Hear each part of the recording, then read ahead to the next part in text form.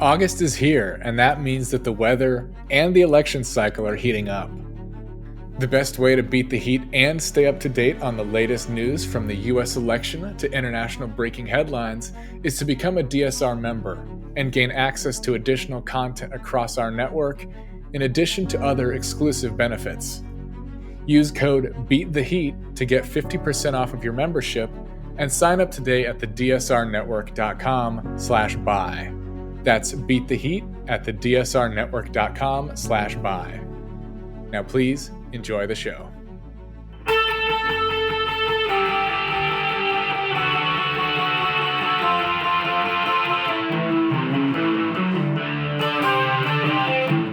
This is the Daily Blast from the New Republic, produced and presented by the DSR Network.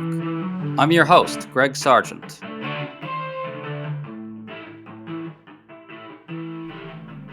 Next week, Democrats will gather in Chicago for their nominating convention. Because Kamala Harris's campaign is under a month old, Democrats see the convention as a unique opening to do more than usual to define their nominee in the minds of swing voters. But there may be also an unappreciated opportunity here to damage Trump. A successful convention will rattle Trump very deeply, and the big dynamic in this race has been that when Trump fears he's losing, he does himself tremendous additional harm. Today we're talking to veteran journalist Ronald Brownstein, who has a good piece for The Atlantic laying out the task ahead for Harris in Chicago. We're going to work through what Harris might be able to accomplish and also look at the pitfalls. Great to have you back on, Ron. Hey, Greg. Good to be with you again. Ron, I'm going to start with a prediction. Harris will be able to use the convention to trigger an epic meltdown from Trump. A really great detail in your piece is that strategists think Harris will be able to attract a very large audience precisely because she's not as well known as nominees usually are at this stage, so people will be curious. Now, Ron, Trump already hates Harris's crowds.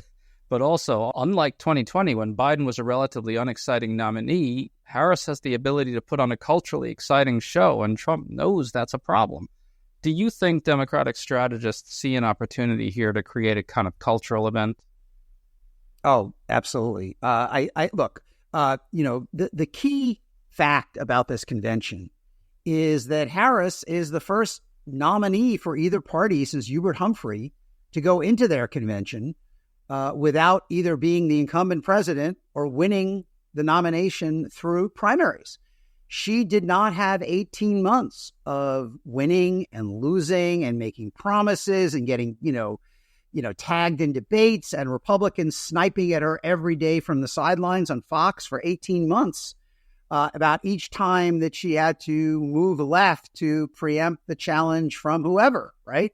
So it's just an enormous tactical advantage for her that she did not have to run.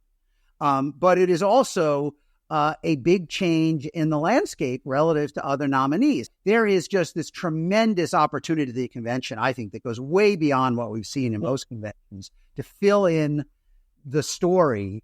And because people know so much less, the odds are high that she will get a good audience. And, we'll see if they can kind of multiply that audience with some sort of big cultural moment. I was thinking, and this is not at all facetious, if Taylor Swift is ever going to endorse Kamala Harris, the most valuable thing she could do for her would be to appear before her on Thursday night and double the TV audience. Can I ask you, though, Ron? I mean, it seems to me that Democratic strategists, including the ones you talked to for this piece, really seem keenly aware of this possibility to create a kind of cultural moment and also to fill in this public image. I mean, it seems like there's a tremendous opportunity here to define her. Can you talk a little more about that? But there's also a danger there, right? Oh, yeah. Which is if you don't, the cost of not defining her is going to be very high, given what we already know about where Republicans are going. Well, I think the gold standard of modern conventions that set the mold for what candidates and their campaigns try to do at conventions was Bill Clinton in 1992. Right? Bill Clinton won the Democratic nomination, but he came out really battered and bruised by all the revelations of extramarital affairs and dodging the draft. And that created the perception among voters, both that he was someone who didn't really have any convictions, but also that he was a child of privilege. People thought because he went to Georgetown and Yale, Rhodes Scholar, and dodged the draft, that he was a rich kid, right? And he was a kind of a rich kid who had kind of glided through life. And what they came to understand in this work, Stan Greenberg, Mandy Grunwald, Paul Begala, people are still doing this work, was that the key to getting Clinton's priorities and agenda heard was to connect it to his biography and to show people that he would defend the middle class because he was a child and a product of the middle class. And he had a spectacular 5 or 6 weeks leading into the convention, all sorts of things, some of which were more controversial in retrospect, Sister Souljah moment, but also appearing on the Arsenio Hall show, MTV, People magazine, picking Gore, and Ross Perot dropping out, helpfully, the day of his speech. And in his speech, Bill Clinton said, "I still believe in a place called Hope," right? Hope, a Paul Begala line about the more poetically named of the towns where he grew up, not Hot Springs. And what that did were, produce the biggest bounce we have seen in Gallup polling around a convention, even irrespective of Perot dropping out, but also fundamentally changed Clinton's image. And people began to see him as a smart, young striver who had bettered himself and was committed to helping them and their kids better themselves. And right? So for Harris, I mean, if you think about Harris as someone who is not very well known, I don't know if you, maybe you've talked about this on the pod. I don't know how many sentences you get in a 30-second ad. Is it like 6 or 5, whatever it is? And in multiple of these ads, they're taking one of those very few bullets they have, multiple ads to tell people that she worked at McDonald's in the summer, right? I mean, like very limited real estate of an ad to tell people she worked at McDonald's in the summer. And that, that is, I still believe, in a place called Hope. Right. I mean, as you said in your piece, J.D. Vance is already starting to cast Harris as kind of an elitist who looks down on people. And so, you know, they're clearly looking at that.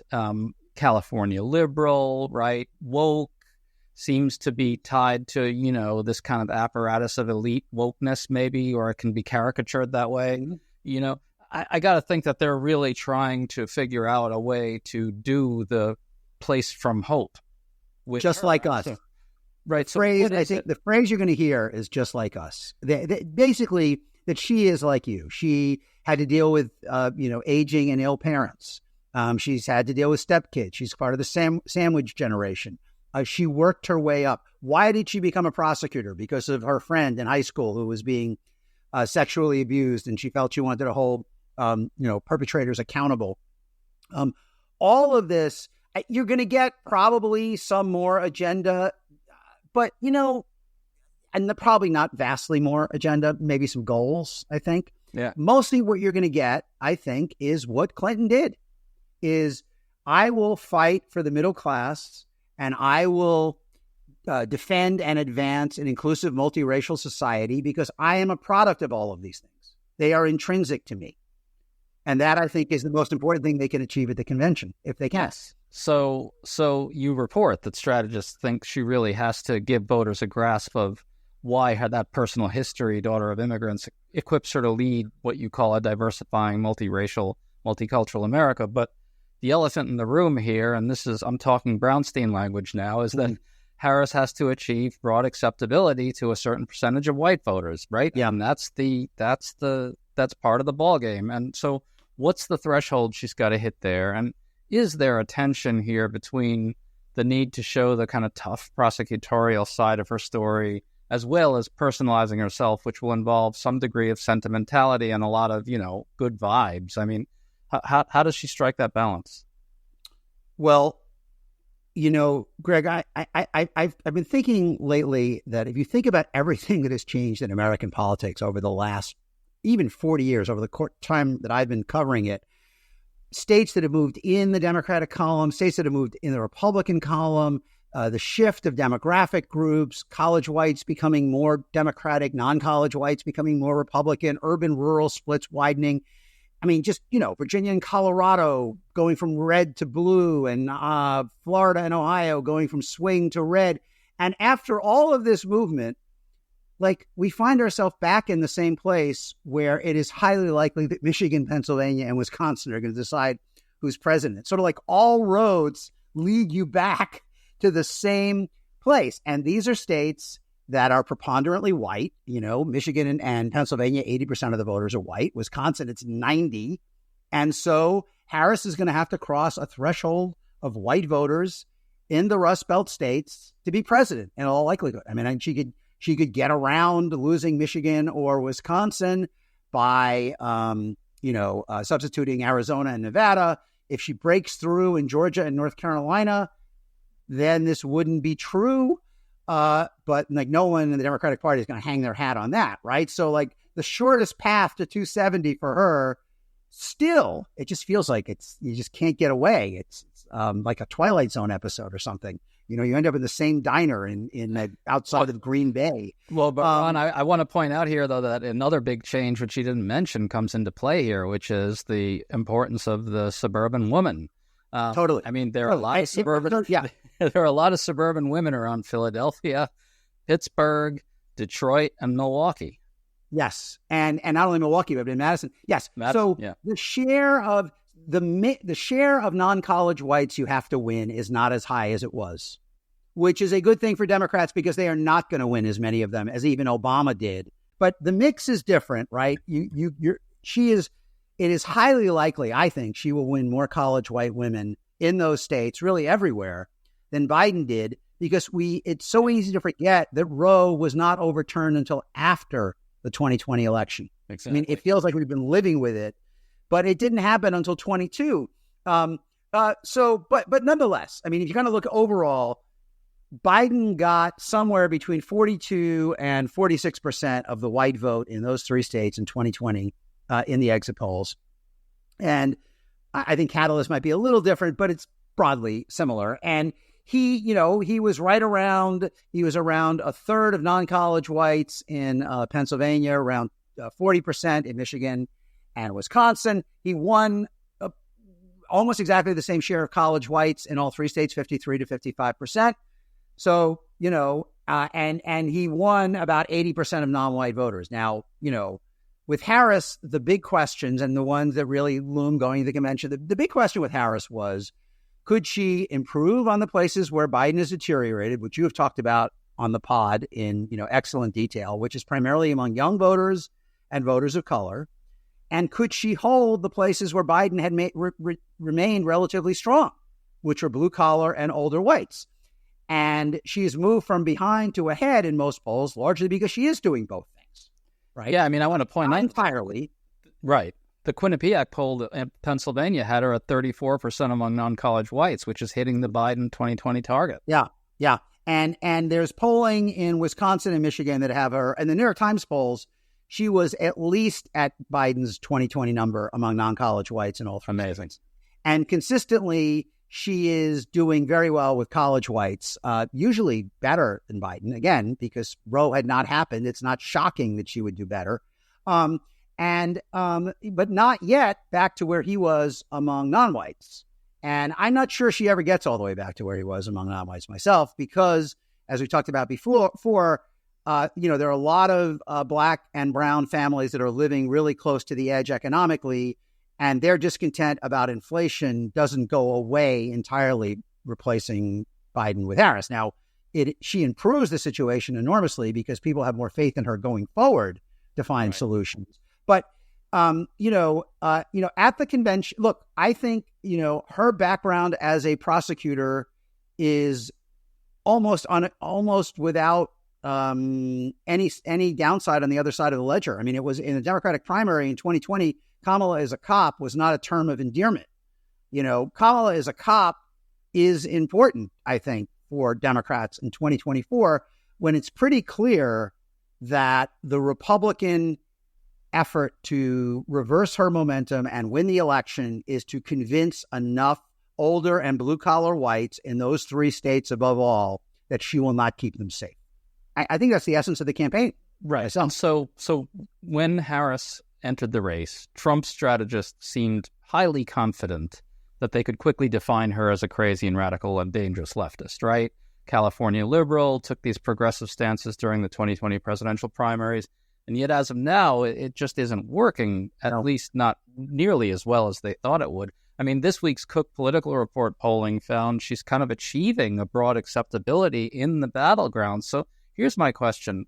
What would it look like for Harris to successfully use the convention to fully insulate herself against that attack, right? In other words, what public image does she have to walk out of the convention with, keeping in mind all the other things she's got to accomplish that you talked about earlier? And which voter groups does she have to shore herself up among? I think people have a positive impression of her in the initial reaction, but they have not yet been exposed to a tsunami of negative ads that are coming in those states. And the fact that she's a Black woman, could be an added burden in those states. I mean, don't forget, it was Mandela Barnes was the one who lost out of all the statewides that we're talking about in Pennsylvania, Michigan, and Wisconsin. But I think the thing she has is that she embodies change and she embodies energy. And she doesn't have to do a lot on that at the convention. She is that. I was on a call actually about just now with some of the pollsters who worked on that Cook battleground polls. And the Republican pollster said, Nikki Haley told us in February that the party that ditched their 80-year-old nominee first would have a big advantage because people wanted something else. And people are reacting. They were saying, do you got anything else back there on the shelf? And now that it's being given to them, there's an initial positive reaction. So I think change and energy are important, but she doesn't really have to do much about it. So what does she have to walk out of there with? I think she has to walk out there. She's strong enough to keep you safe. Like, if I had to put it in one sentence, on national security, crime, and the border, okay, Kamala is a cop would be a good shorthand. Or, if you think about how Republicans envision winning this election, I think it's very clear. I don't think it's that confusing. It's convincing older and blue-collar whites, of which there are many in those three states especially, that she will allow people who don't look like you to come and kill you. Well, I want to ask you a little more about that, because in the Cook Political Report polling of the battlegrounds, Harris leads by 30 points, 54-24 among the so-called double haters who dislike both Trump and Biden. It seems like there's still this chunk of voters out there who just want to leave behind the Trump-Biden era. And so will Dem strategists be really thinking hard about how to use the convention and how to define her to create a sort of on-ramp for those voters? I mean, part of that is Kamala's the cop. She came from, a modest background, worked her way up, and, now keeps the community safe, right? That'll be the story, pretty much, won't it? What's the on-ramp for the voters, for these double haters? Well, first of all, the multiple polls now, Pew, Monmouth, the Cook battleground poll, the poll done by Carlos Odio and Stephanie Valencia at Equus this week among Latino voters. Not only is Harris improving relative to Biden, among the people who said they dislike both Biden and Trump, but the number of double haters is plummeting. Look, I think it's going to be Harris is one of you. It's going to be a lot of the Clinton 92. I don't know I still believe in a place called Hope. I mean, like I said, McDonald's may be the version of that, but it'll be updated because it's 30 years later and the society is more diverse. And it'll be, I am a child of the middle class, but I am also reflective of a changing America that is holding on to traditional values. I am like you. I value the same things you do. I had to work for everything I got. Change is not threatening. Yeah. Right? Change is not threatening. Yeah, that's what I you remember Us Magazine had the Stars, They're Just Like Us feature, back when Us Magazine existed, and you would see like Ben Affleck waiting to get his car washed or something, online. I kind of feel like that's it. I mean, it's like Kamala Harris, just like us, which, and obviously, qualifications, and she will keep you safe. I do wonder, here's a question that I don't know the answer to, that I've tried to find the answer to, and I don't know. Will there be the reverse at the Democratic convention of the mothers who had these horrible stories of kids at the Republican convention who were killed by criminals or killed by criminal undocumented immigrants. I mean, Harris has the reverse. I mean, there are people in San Francisco whose kids died in some horrible way, and she got the family whatever closure they could get by convicting the dirtbag who did that. Or a woman whose life was taken away from her by an abusing, domestic partner who got her life back because Harris sent the guy to jail. I do wonder if we're going to see them at the convention. Oh, yeah. I think there'll be something like that for sure, if on video, if not in person. On a separate note, though, they do have another body of people they can go to for these types of stories, which is women who were unable to get abortions. And that you'll see. Went through medical help. That's lots as a result. Yeah, you will see that. They're gonna push that very hard. Now, yes. I think if she can successfully define herself, it's going to set off Trump even more massively. I mean, he's already infuriated by the failure of his attacks to define her. He has very deep faith in his ability to quote unquote brand his opponents with a one-liner that just devastates everything in his path, right? If she walks out of there defining herself successfully on her own terms, I swear it will torture him. Isn't there an opening to use this convention to trigger more self-destructive behavior from Trump here? I mean, a successful show will drive him crazy, right? He's the showman. No one else is the showman. He is. So he can put on a great show. There was a Republican pollster today, actually, again, on this call about the Cook Battleground States report, who kind of made the point that the campaign is going to grind away at her in the battleground states with this massive advertising. She's soft on crime and immigration. She's inexperienced, and she's a crazy San Francisco woke liberal. And that will just happen. And that will be almost like, just kind of a grinding wheel at wherever she is today among white voters in those states. And how many of them can they grind away from her between now and November will probably decide the election, I think. But while that is happening, you've got to deal with Trump's ability to gum it up. I mean, I find it hard to set a scenario where Trump is disciplined enough to really help in that cause, and more likely that he gets in the way of it by reminding people of everything they didn't like about him.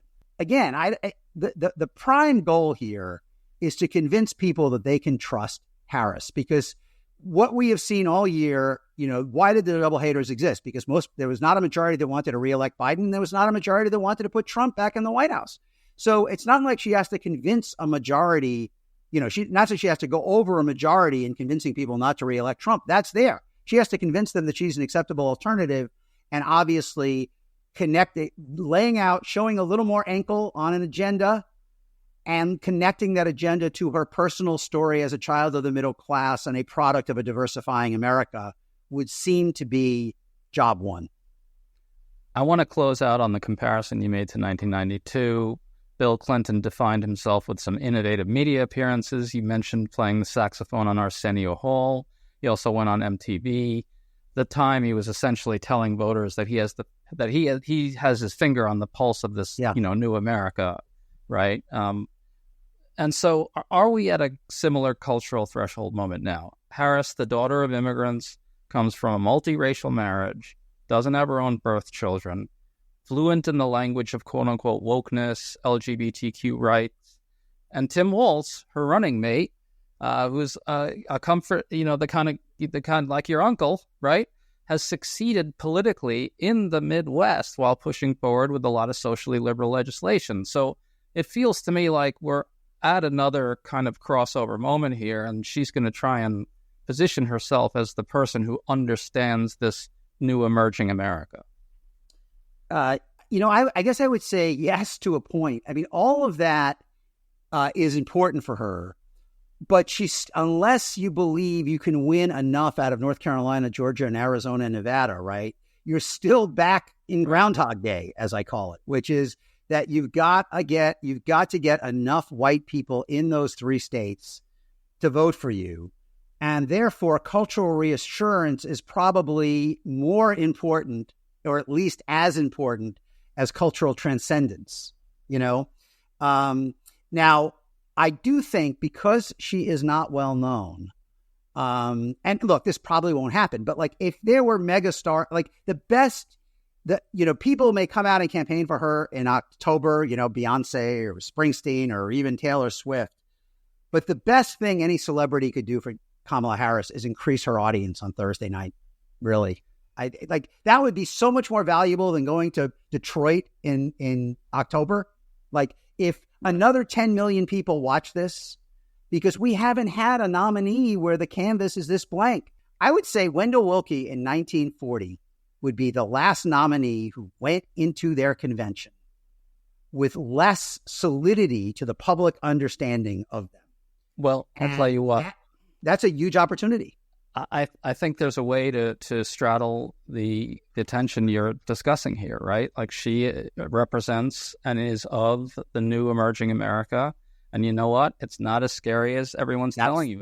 I agree. That is totally just like, when I talk to people planning the convention, the phrase I hear the most, she's just like you. That's what I hear the most. She's just like you. Right. It's a demystifying of this new emerging America in a way. Absolutely. And look, Obama was able to do that, I mean, and he, started with Barack Hussein Obama, as Trump likes to say, in some ways was more exotic than Kamala Harris. But he was brilliant at, and he achieved a level of support in rural and working class America that really isn't realistic anymore for a Democrat. She doesn't have to do that. She just has to hold a plausible share of Biden's gains in 20 relative to Hillary in 16. If she can do that, given that she's likely to run even better in suburban communities, it's very likely that she'll win. Ron Brownstein, it's always tremendous talking to you, man. Hey, great thanks for having me, guys, and keep up.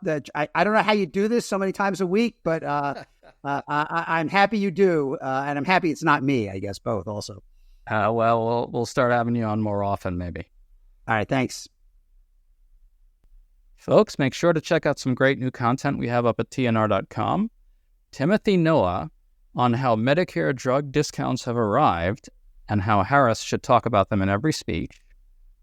And Liza Featherstone arguing that if you're worried about our democracy, the first thing you should do is start protecting protesters. We'll see you all next week. You've been listening to The Daily Blast with me, your host, Greg Sargent. The Daily Blast is a New Republic podcast and is produced by Riley Fessler and the DSR Network.